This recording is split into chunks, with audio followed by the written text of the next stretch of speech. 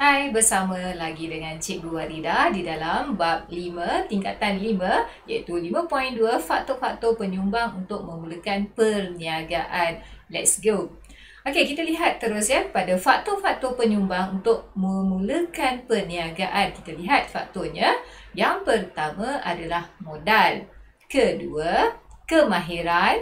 Ketiga, lokasi sesuai. Keempat, pemasaran. Kelima, latihan. Dan terakhir kita akan lihat stok. Okey, ya kita lihat modal terlebih dahulu.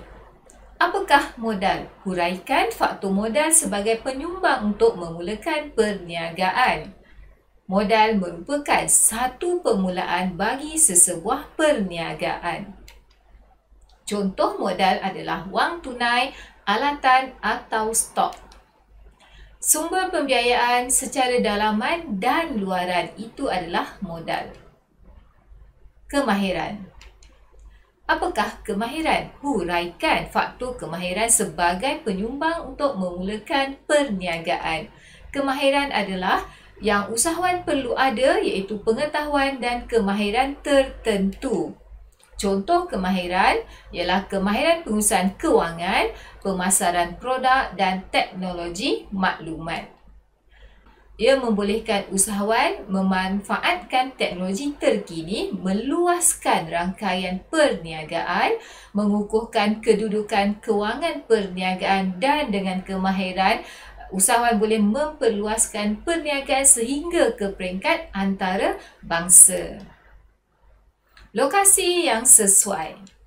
Apakah lokasi yang sesuai? Huraikan faktor tersebut sebagai penyumbang untuk memulakan perniagaan. Lokasi yang sesuai adalah penting untuk menentukan kos yang akan dikeluarkan. Menentukan lokasi itu berpotensi untuk meraih keuntungan adalah penting. Ciri-ciri lokasi yang baik adalah, ya kita lihat ya, mestilah tempat yang mempunyai tumpuan ramai. Ya, kemudian berhampiran dengan pelanggan dan pembekal. Yang ketiga, terdapat kemudahan infrastruktur seperti adanya jaringan jalan raya, adanya pelabuhan, adanya bekalan elektrik dan air dan sebagainya, ya, serta ia mudah dikunjungi. Lokasi yang dipilih juga berdasarkan jenis perniagaan yang akan dijalankan. Ya. Lokasi yang strategik dapat mencapai sasaran jualan yang tinggi. Itulah dia lokasi yang sesuai. Keempat, stok.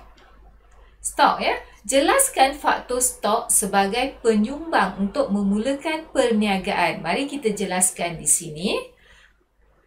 Stok adalah barang yang disimpan untuk dijual. Stok yang mencukupi akan membantu kelancaran sesebuah perniagaan. Stok ada dua ya, satu stok bergerak pantas dan satu lagi stok bergerak perlahan. Jom kita lihat.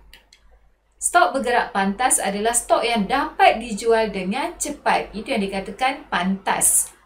Berisiko rendah kerana kepantasan jualan dapat mengelakkan masalah stok luput, busuk atau rosak.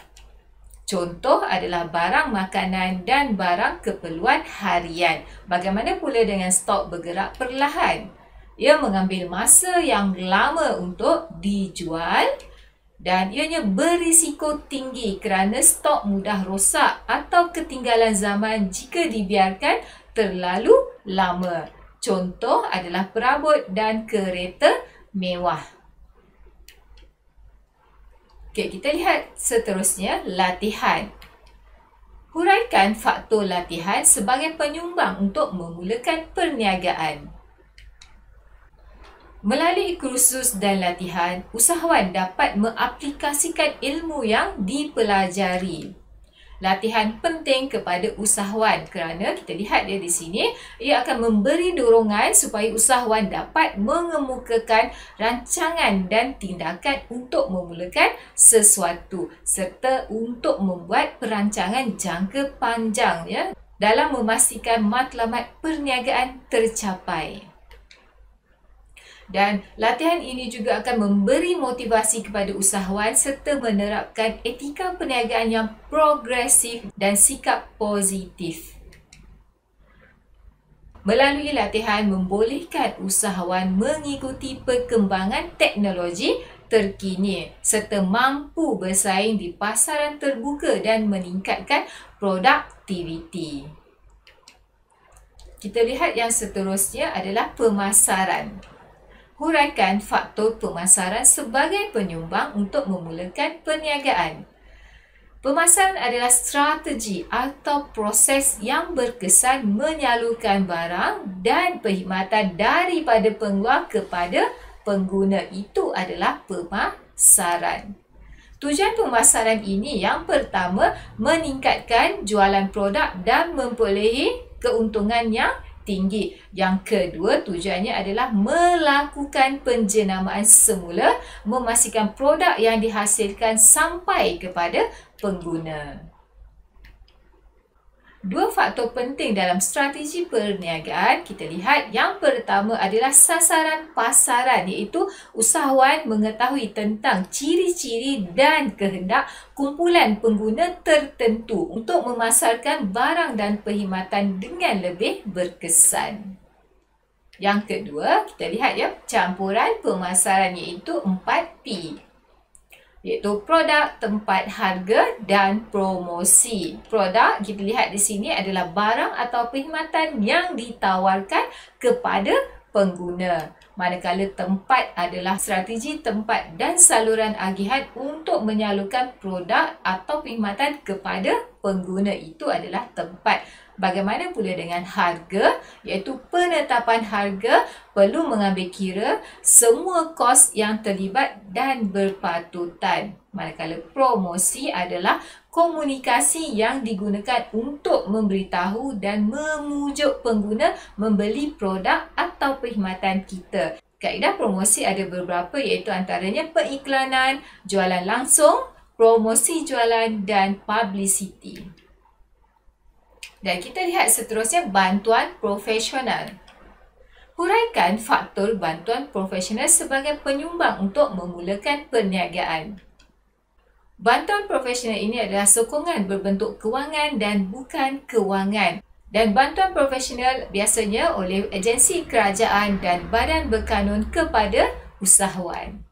Contoh ya, kita lihat sini ya, bantuan kewangan dalam bentuk pinjaman modal dan subsidi boleh diperolehi daripada MOSTI, MARA, BSN dan sebagainya.